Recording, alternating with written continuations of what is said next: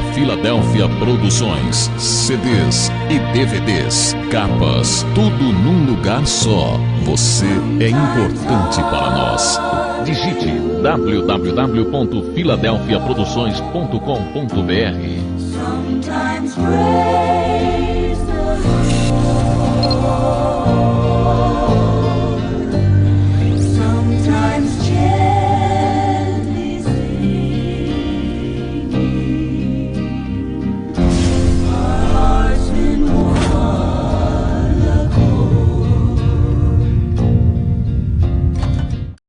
Eu cumprimento a cada um e a todos com a paz do Senhor Jesus Cristo. Amém?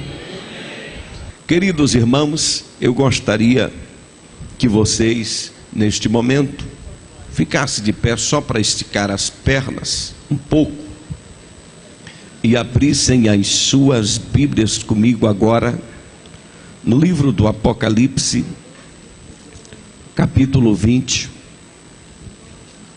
versículo 11 até o 15, vamos ver o que diz a palavra de Deus. Apocalipse, capítulo 20, versículos 11 até o versículo 15. Todos aqueles que já encontraram. Apocalipse, capítulo 20, versículo 11, pode dizer amém? Amém.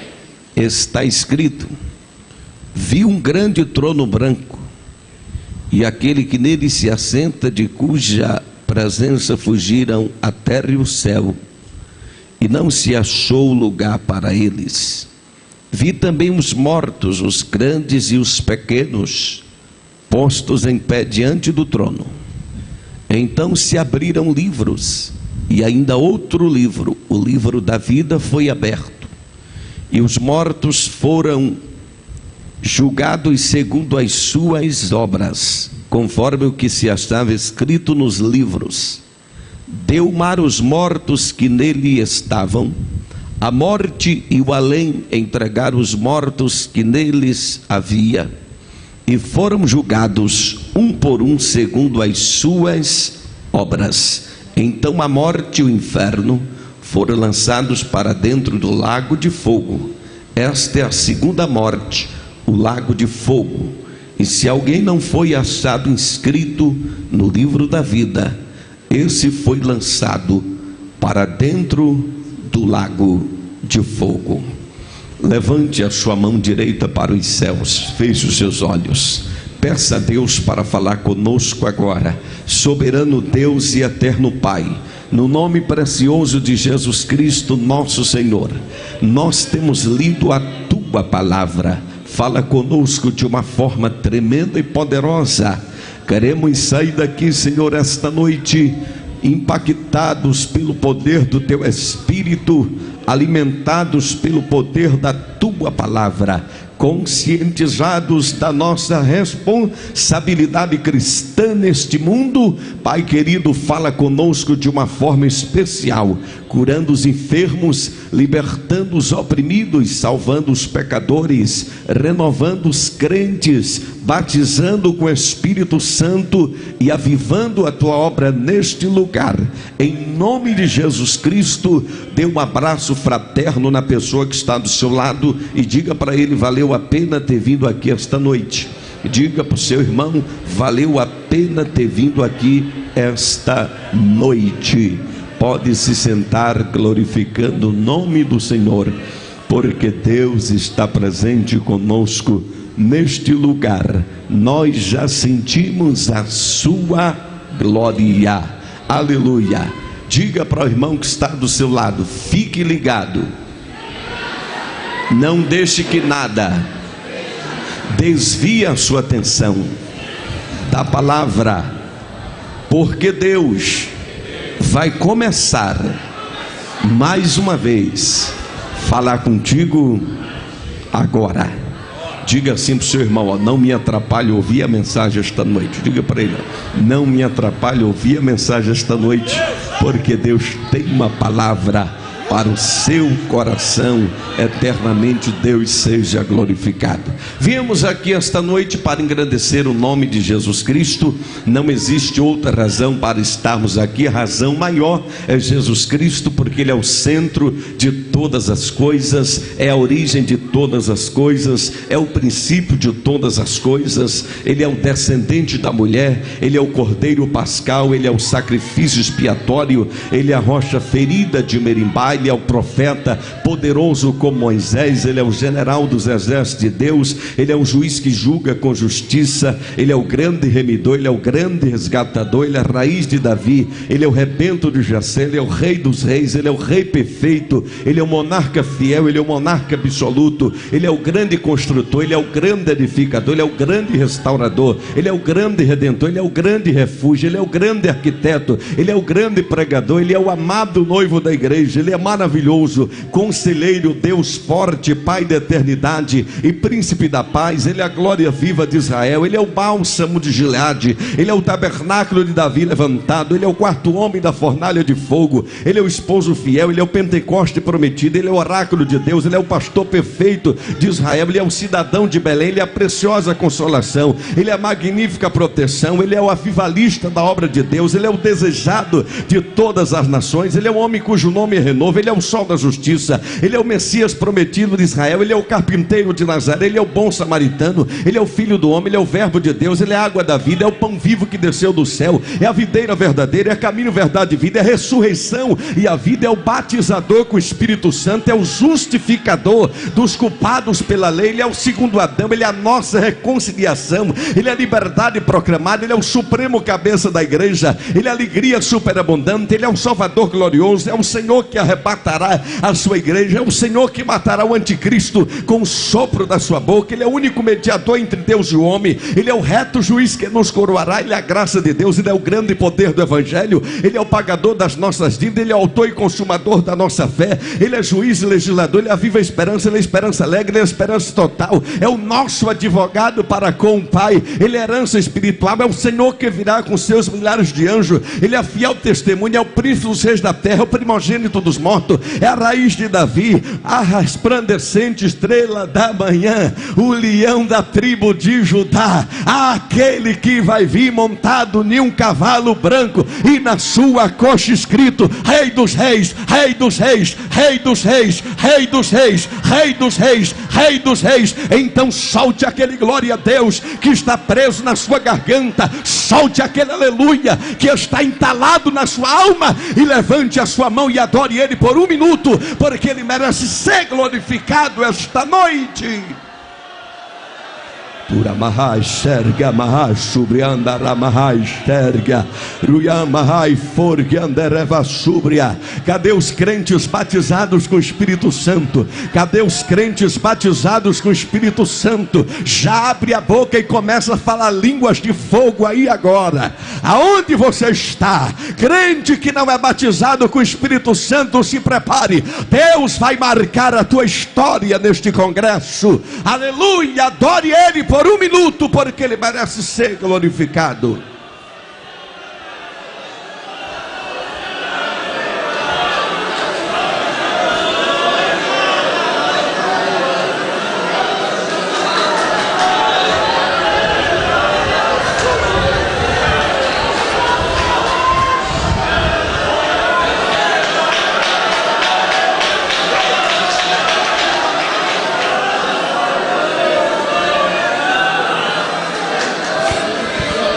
Aleluia. Queridos e amados irmãos em Cristo Jesus, temos lido um texto bastante importante da palavra de Deus no livro do Apocalipse, capítulo 20, do versículo 11 até o versículo de número 15. Queridos irmãos, eu gostaria de meditar com os irmãos acerca de um tema muito importante da Bíblia Sagrada, devido neste sábado, compreendemos que os irmãos todos os sábados se reúnem aqui para fazerem uma pré-leitura, um pré-estudo do tema que vai se estudar sempre no dia seguinte na escola dominical.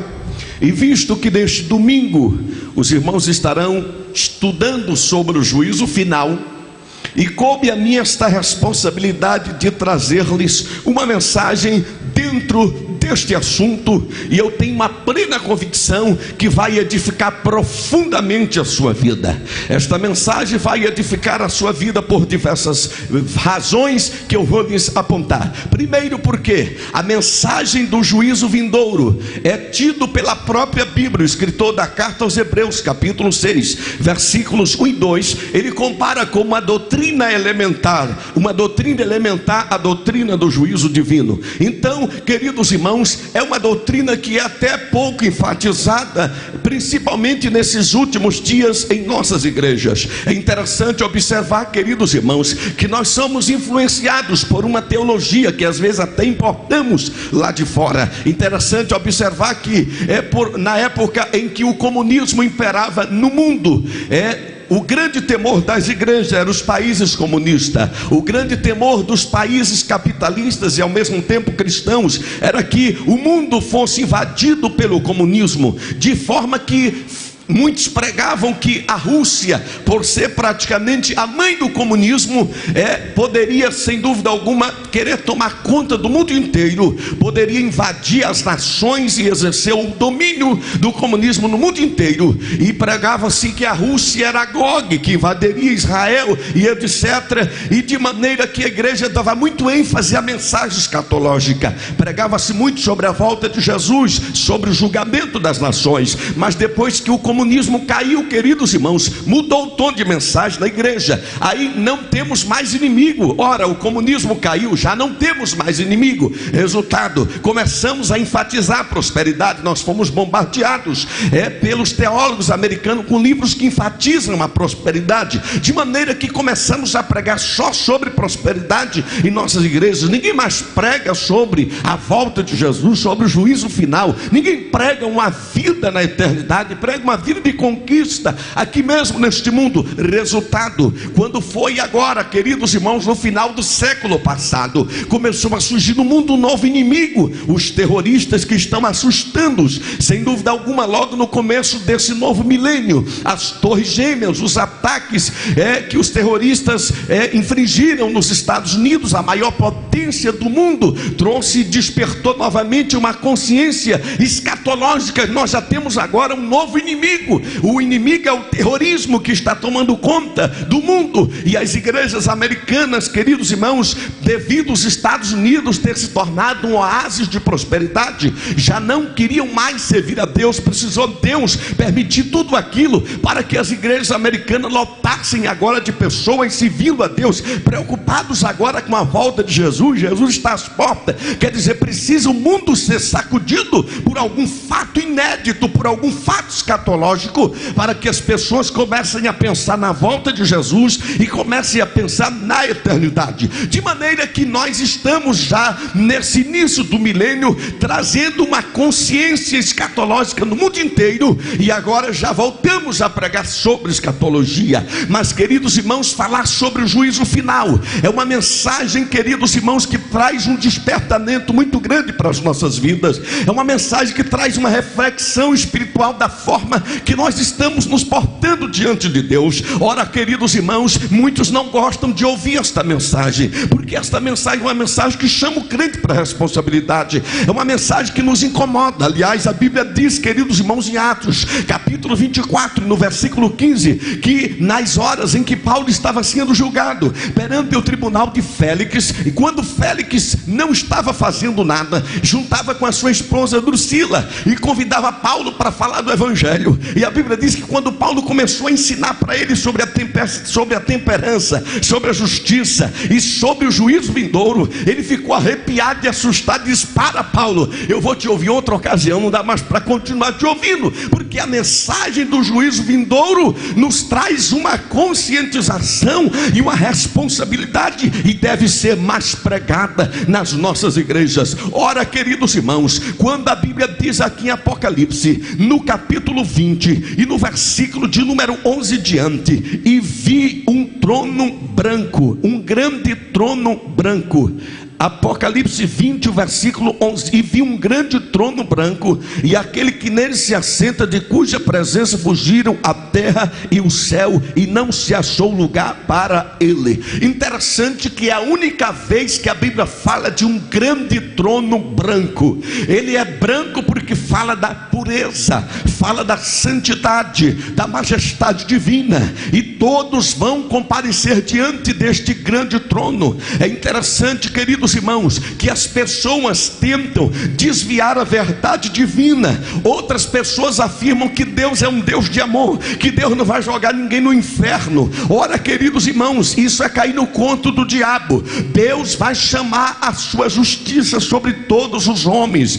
Deus vai convocar todos os seres humanos para comparecer diante do seu juízo. E o juízo de Deus é tão certo como é certo a morte do ser humano. É tão certo como é certa a morte do ser humano, porque a Bíblia diz em Hebreus capítulo 9, versículo 27, que está ordenado aos homens morrerem uma só vez, e depois da morte vem o juízo. Então, queridos irmãos, o juízo de Deus é tão certo como é certo a morte. Se existe uma coisa que ninguém tem dúvida, é que vai morrer um dia. Da mesma forma, as pessoas não devem ter dúvida que haverá o dia da prestação de contas. Haverá, queridos irmãos, o dia em que Deus há de revelar os segredos dos homens que estão ocultos e escondidos. Ora, queridos e amados irmãos, não há nenhum tribunal que se compare ao tribunal branco. Não há nenhum tribunal armado em qualquer período da história que se compare ao juízo do grande trono branco. Ora, queridos irmãos, a Bíblia fala de muitos tronos, fala do magnífico trono de Salomão, de 12 degraus, com 12 ouros esculpidos, queridos irmãos, nos degraus, mas não se compara ao trono branco. A Bíblia fala do trono de Davi, do trono de Israel, do trono de Nabucodonosor e de muitos outros monarcas, mas não há trono que se compare ao grande trono branco, em que todas as pessoas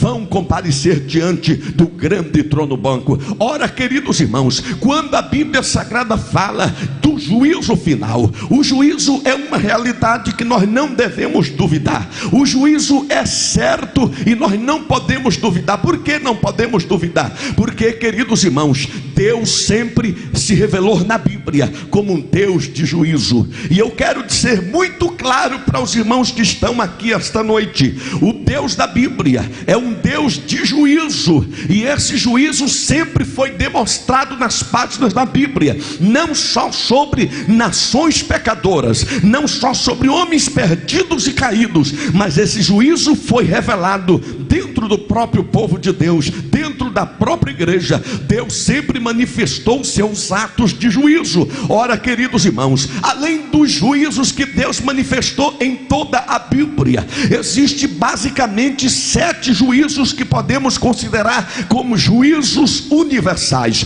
Quais são, pastor? Os 7 juízos universais que a humanidade terá que passar. Primeiro, queridos irmãos, já ocorreram desses 7 juízos, já ocorreram pelo menos 4 desses 7 juízos. Só falta mais 3 juízos universais para Deus executar sobre a humanidade. O primeiro juízo, queridos irmãos, foi o juízo sobre Satanás. Esse juízo de Deus, ele foi derramado quando houve a expulsão de Satanás do céu. Ora, queridos irmãos, segundo a narrativa de Ezequiel capítulo 28, havia um Éden mineral, um Éden antes do Éden vegetal que Adão e Eva habitavam, e nessa terra original, aonde Satanás governava, mas antes da sua queda, ele era como uma espécie de administrador da terra original. Mas quando, queridos irmãos, ele disse: subirei às alturas, estabelecerei o meu trono e me assentarei semelhante ao Altíssimo. Naquele exato momento houve uma rebelião dos anjos contra Deus, e a terça parte dos anjos acompanharam Satanás, e houve ali um juízo divino sobre a terra original, de maneira que alguns teólogos afirmam que o juízo de Deus foi derramado, a terra foi toda destruída e virou um caos completamente, de maneira que Gênesis capítulo 1 e versículo 2, quando diz que a terra era sem forma e vazia, quer dizer, a terra ficou sem forma e vazia. Foi o juízo de Deus sobre a expulsão de Satanás. Foi o primeiro juízo universal. O segundo juízo universal, queridos irmãos, é o juízo sobre a expulsão do homem no jardim do Éden. Veja, queridos irmãos, que Deus deixou bem claro que o juízo é algo certo e sem escapatória para todos aqueles que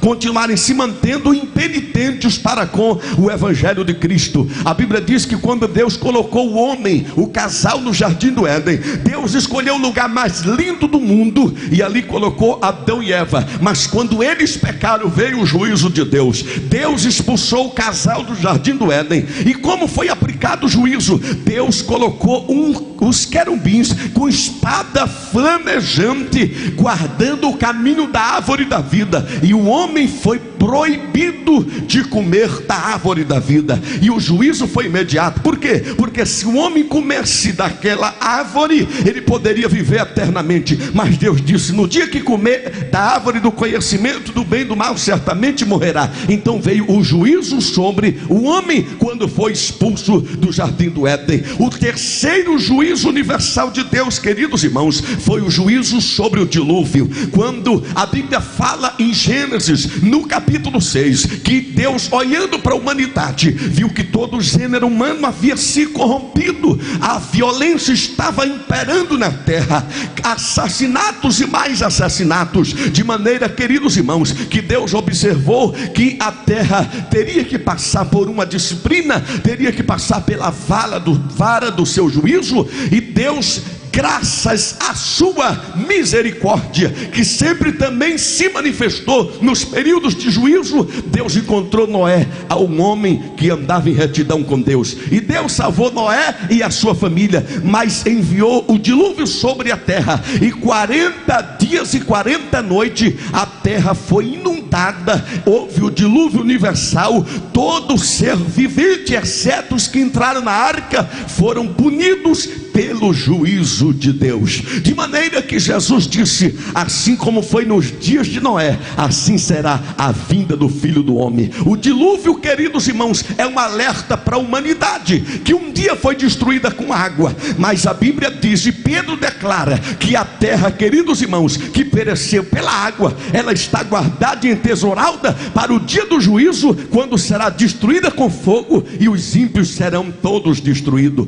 Portanto, queridos irmãos, quando as pessoas não acreditam que haverá um juízo final, a história deixa bem claro que já houve 3 grandes juízos. O quarto juízo que já houve, queridos irmãos, foi o juízo sobre o pecado. O juízo sobre o pecado foi dado na cruz. Por que, pastor Ivaldo? Porque Deus transformou a cruz em um tribunal, e ali, queridos irmãos, puniu o seu filho, derramou juízo sobre o seu filho, para não derramar o juízo naqueles dias sobre a humanidade. De maneira, queridos irmãos, que Jesus Cristo, ele suportou todo o juízo de Deus sobre o pecado, a ponto de Paulo escrever em 2 Coríntios 5:21, que ele o fez pecado por nós, para que nele fôssemos feitos justiça de Deus. Aleluia! Para que você não fosse condenado imediatamente, Jesus suportou a condenação na cruz pelos nossos pecados. Aleluia! Ali houve a sua e a minha absolvição.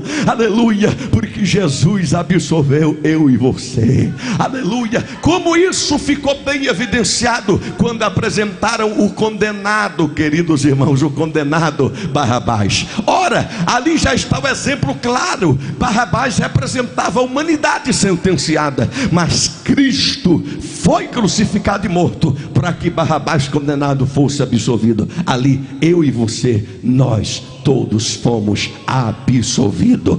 Ora, queridos irmãos, já houve esses 4 juízos. Primeiro, o juízo da expulsão de Satanás do céu. Segundo, o juízo da expulsão do homem do Éden. Terceiro, o juízo do dilúvio universal. E quarto, o juízo sobre o pecado na cruz. Ainda esperamos 3 grandes juízos universais. Quais, pastor Ivaldo? O quinto juízo universal será o julgamento de Israel. A própria Bíblia diz que Deus vai entrar traz juízo com o seu povo. Ezequiel deixou isso bem claro no capítulo 20, e no versículo 35, Deus disse: eu atrairei vocês ao deserto e julgarei vocês face a face. Miqueias capítulo 6, versículo 2 diz que o Senhor tem uma controvérsia com o seu povo e julgará o seu povo. O escritor de Hebreus capítulo 10, versículo 30 diz que o Senhor julgará o seu povo. Ora, Israel vai passar debaixo da vara da disciplina do Senhor para que o povo seja restaurado. O sexto juízo, queridos irmãos, é o juízo das nações viventes. Esse juízo universal vai acontecer na grande batalha do Armagedon, quando Jesus vai atrair todas as nações contra Israel, e ali o anticristo com todas as nações confederadas enfrentarão aquele que vai vir montado em um cavalo branco com a sua igreja, e ali haverá o juízo das nações viventes. E o sétimo juízo universal, queridos irmãos, é o famoso juízo do grande trono branco, o juízo final. Ora, queridos irmãos, preste atenção, para que você possa compreender a mensagem, você precisa assimilar e estar atento para alguns pontos. Como é que se processa um julgamento no tribunal humano, para compreendermos também como vai se processar o juízo final. É interessante aprendermos alguns elementos que também são aplicados em um tribunal humano. Por exemplo, queridos irmãos, quando a Bíblia fala do juízo final, nas nossas legislações aqui deste mundo, principalmente no que diz respeito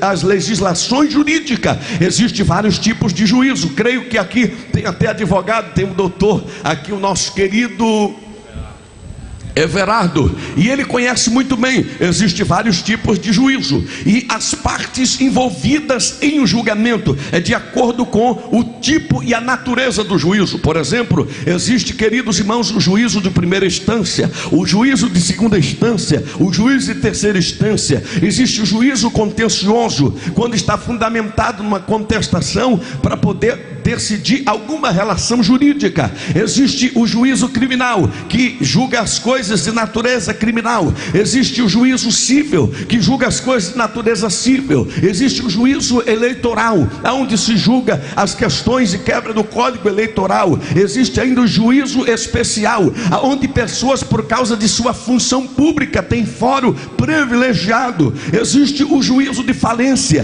que julga as questões de falência, e juízo de menores, que julga as questões referentes a pessoas menores de 18 anos, de maneira que existe vários tipos de juízo. Mas existe, queridos irmãos, um juízo executório, e também existe o juízo condenatório. Ora, queridos irmãos, para que se processe um julgamento, o juízo pronuncia o julgamento, mas existem determinados tipos de julgamento que eu vou fazer uma analogia para o juízo final. Em primeiro lugar, o que é um juízo? O juízo é o tribunal armado. O juízo é aonde se julga as questões, é aonde o juiz profere a sentença, é um fórum aonde se julga as questões. E o que é que acontece aqui? João viu um trono branco. Então diga para a pessoa que está do seu lado: o juízo já está montado, o juízo já está armado.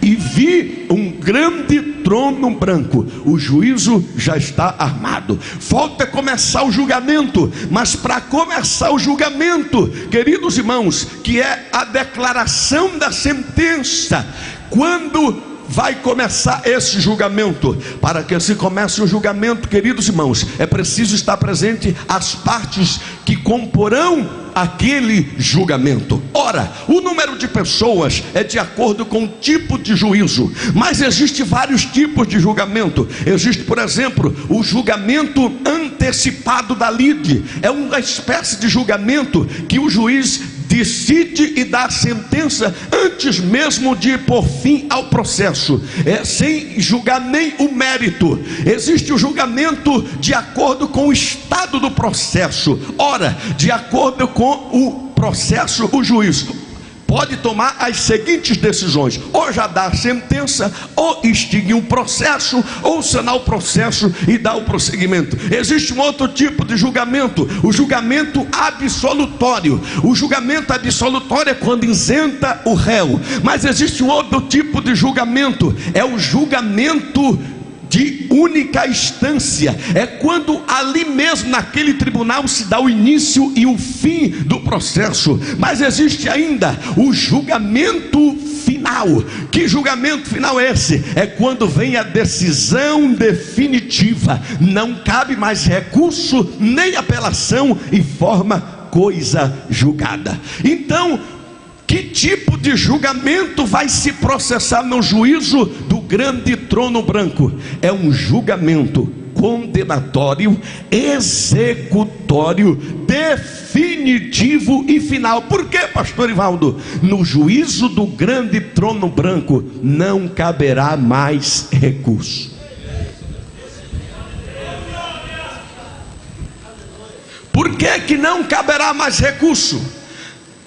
Na nossa justiça humana, nós temos uma questão que é julgada por juiz de primeiro grau, primeira instância, cabe recurso, apela para o Tribunal Estadual de Justiça, aí o tribunal remete, se houver ainda recurso, para o Supremo Tribunal de Justiça, mas aí quando chega lá esgota a instância. Mas ainda existe o Supremo Tribunal Federal para decidir as questões constitucionais, é o Supremo Tribunal Federal.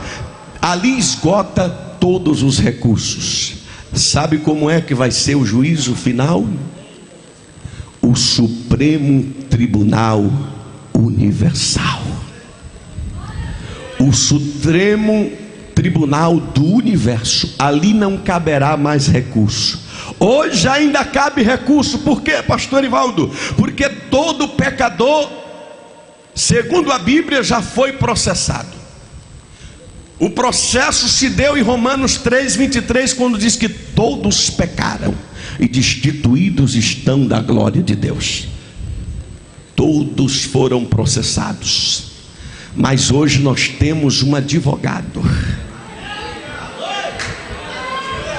1 João capítulo 2 diz: filhinhos, escrevo para que não pequeis, mas se pecardes, temos um advogado para com o Pai, a saber, Jesus Cristo justo. Ele é a propiciação pelos nossos pecados.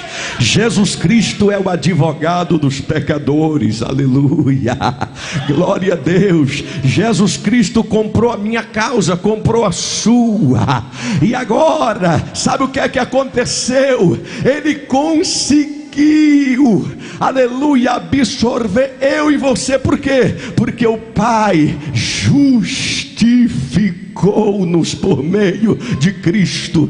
O que é justificação? Este recurso que o nosso advogado conseguiu do Pai, chamado justificação, é declarar o réu inculpável, absolvido, não deve mais nada para Deus. Aleluia. O nosso advogado conseguiu este recurso, de maneira que crente em Cristo não precisa temer juízo do grande trono branco e nem lago de fogo, porque nenhuma condenação há para os que estão em Cristo Jesus, que não andam segundo a carne, mas segundo o Espírito. Aleluia, bendito seja o nome do Senhor. Então diga para a pessoa que está do seu lado: não há mais nenhuma condenação para você. Você já foi absolvido pelo advogado dos pecadores. Oh, aleluia, bendito seja o nome do Senhor. Para que se processe o julgamento de um tribunal, analisando como funciona um juízo criminal. Em um juízo criminal tem pelo menos de 6 a 7 partes. Em um juízo criminal tem um juiz para proferir a sentença, tem um advogado de acusação, tem um advogado de defesa, tem a promotoria para fazer a denúncia do crime, tem as testemunhas arroladas, mas ainda tem um jurado, que é composto de 21 pessoas, das quais tira 7 para formar o conselho de sentença. Ora, queridos e amados irmãos, o que é que acontece quando um pecador hoje comete um delito contra a lei divina? Satanás, o promotor, chega diante de Deus para apresentar a acusação, a denúncia crime, para que o Pai possa punir aquele pecador. Mas quando ele apresenta a denúncia crime, de repente se levanta do lado o advogado dos pecadores e diz assim: Pai, perdoa-lhe, porque eu já paguei na cruz todos esses pecados. Aqui estão os cravos nas minhas mãos.